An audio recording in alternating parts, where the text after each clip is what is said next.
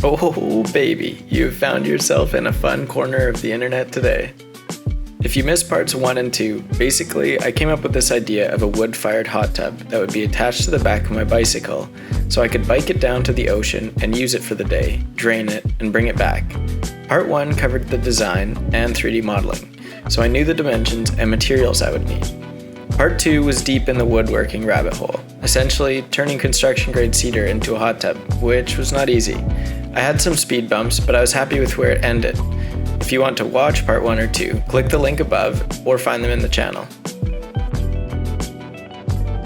To make the hot tub waterproof, I had to cover it in epoxy, lots of epoxy. I used a Canadian product called Squid Epoxy. It is manufactured and distributed out of Toronto, so I was happy to support a Canadian business. If you have any epoxy dreams, you can use this link to get 10% off all their products.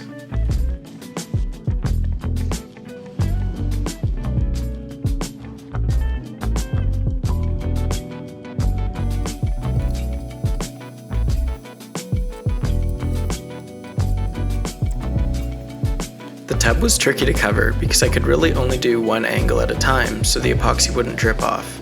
I let it dry and then I would sand between coats. I gave the outside about 2-3 coats and the inside probably close to 5 or 6. To make the water heater, I went to the recycling yard just down the road and look at what they had just waiting for me. Perfect copper coils for a third of what I would have had to pay to get them new. Cash only, of course, but this coil was only about 50 bucks. Now, if you're a metal worker, I'd like to apologize for what you're about to see.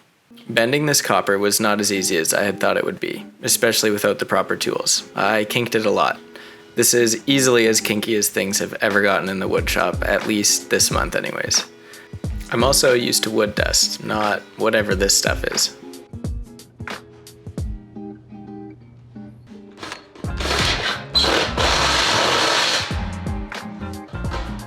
Once the coil was made, fitting it into the 40-quart Bayou Classic gumbo pot was not easy either. The extra spaces around the copper will serve as air intakes, I guess.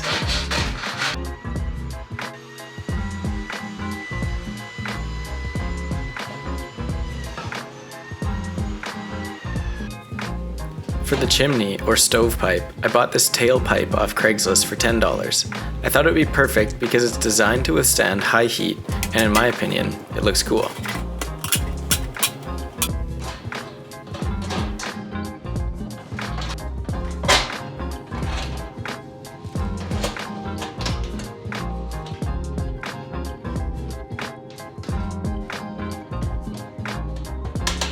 So that is how you build a wood stove out of a stock pot, tailpipe, and recycling yard dumpster dive.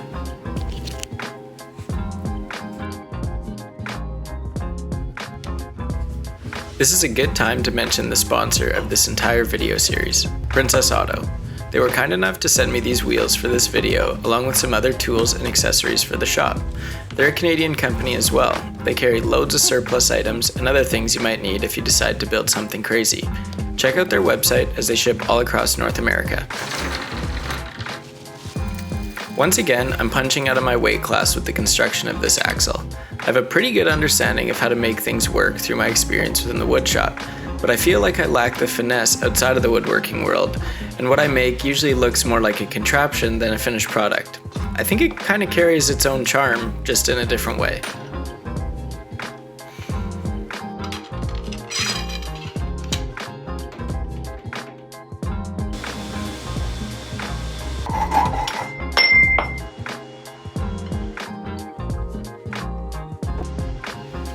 I needed these wheels to be removable so the tub could go on the ground while soaking.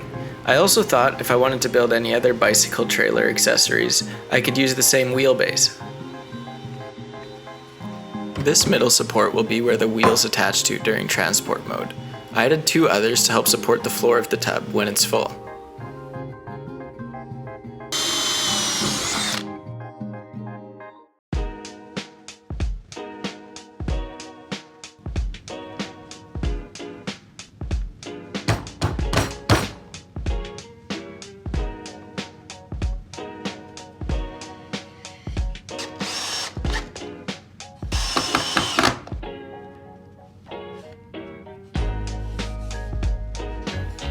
I attached these chest locks at an angle so they would be pulling opposite each other and provide vertical and horizontal stability.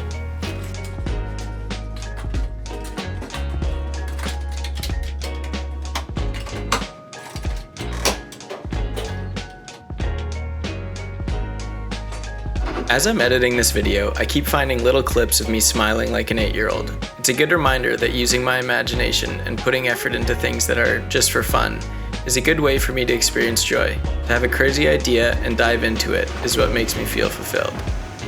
I'm sure sitting in a warm tub on the ocean side will do me some good as well. Here's the bike that I'll be towing the tub with. I need a way of connecting it all together. I have this rack with a quick release track for my panniers that I will utilize for the trailer attachment.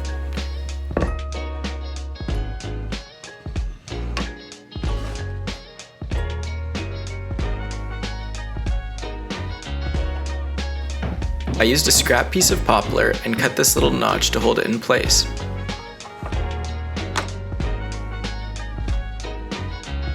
These metal straps will keep the unit from sliding off the back.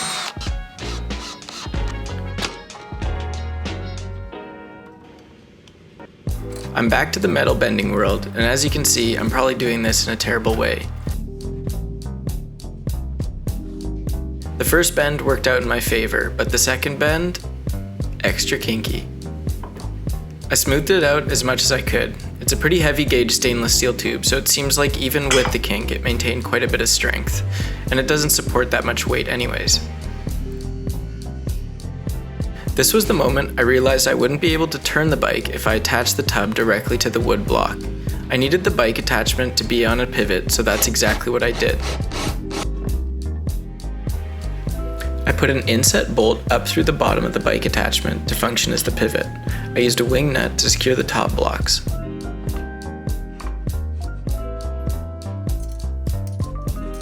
The action felt smoother than I had expected.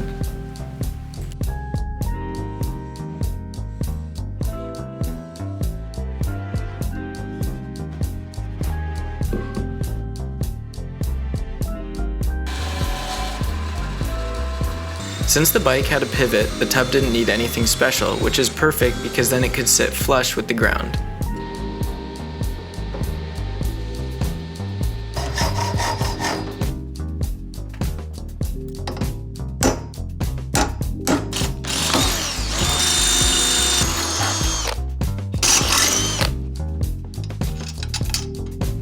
I'll have to unscrew these hex bolts once I get to the beach, but that's alright.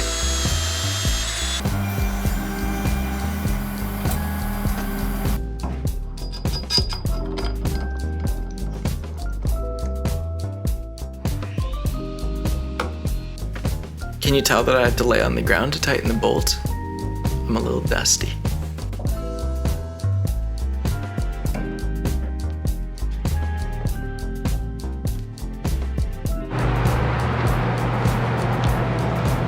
Alright, this is my first test drive of the new trailer.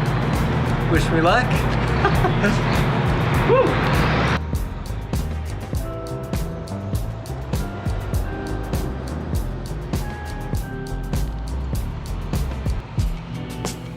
It felt amazing to finally pull this thing. It turned pretty well and was much lighter behind the bike than I expected, and a little less noisy. I thought it'd be more rickety.